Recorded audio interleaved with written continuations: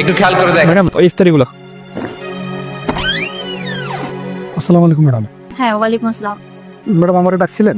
হ্যাঁ, আপনাকে ডাকছি। এই ইফতারিগুলো আমার বোনের বাসায় দিয়েছেন তো। কখনই দিয়ে তো ম্যাডাম। কখন যাবে না তো কখন যাবে? ইফতারি টাইম শেষ হয়ে গেল তখন যাবে? না ম্যাডাম, বলছিলাম ইফতারি টাইম তো একদমই কম, দিয়ে কি আসতে পারবো? পারবে, এখনো 20 মিনিট টাইম আছে, তাড়াতাড়ি যান। রাস্তা অনেক জ্যাম ম্যাডাম, আইসা মনে হয় সারতে পারবো না। আপনি একটু বেশি প্ল্যান করেন। এই আওয়াল, জি ম্যাডাম। ওনাকে 50 টাকা দিয়ে দাও তো, রাস্তায় ইফতারি করে নিবে। আচ্ছা ঠিক আছে ম্যাডাম। তাহলে ম্যাডাম আমি দিয়ে আসি। আসসালামু আলাইকুম স্যার। হ্যাঁ, ওয়ালাইকুম আসসালাম। কি ব্যাপার, আবু বকর পৌঁছে দিছো তুমি? স্যার ম্যাডামের বোনের বাসায় যাচ্ছি ইফতারগুলো দিয়ে আসতে। ইফতারি টাইম আছে মাত্র 20 মিনিট। তুমি এখন ইফতারি দিয়ে ইফতারি করতে পারবে? ম্যাডাম 50 টাকা দিছে। ম্যাডাম বলছে ইফতারের সময় হলে রাস্তায় ইফতার করে নিতে। জ্ঞানের মাথা খাইছে। 50 টাকা ইফতারি করবে না? চলো আমার সাথে। না স্যার, ম্যাডাম রাগ করবে। ম্যাডাম রাগ করবে না কি করবে সেটা আমি দেখবো। আমার সাথে আসতে বলছি, আসো, সমস্যা নেই, আসো আমার সাথে, চলো। তুমি কি বিজ্ঞানের মাথা খাইছো? আমি আবার কি করেছি? কি করেছো মানে?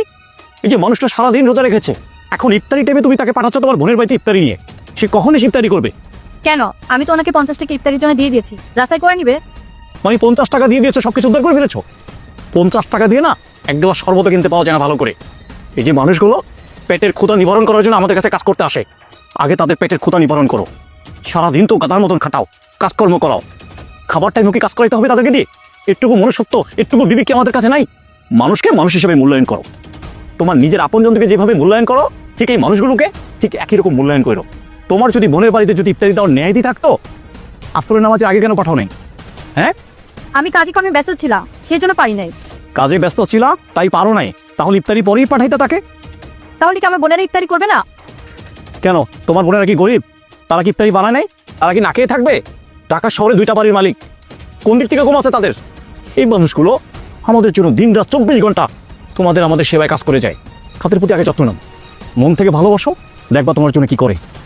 ইফতারি রেডি করছো? হ্যাঁ, রেডি। শুনেন, আপনি আমার সাথে ইফতারি করবেন, এগুলো রাখেন এখানে। না স্যার, আমি নিচে ইফতার করবো। আমি যেটা বলছি সেটা, এগুলো রাখেন এখানে, একসাথে আমরা ইফতারি করবো, রাখেন।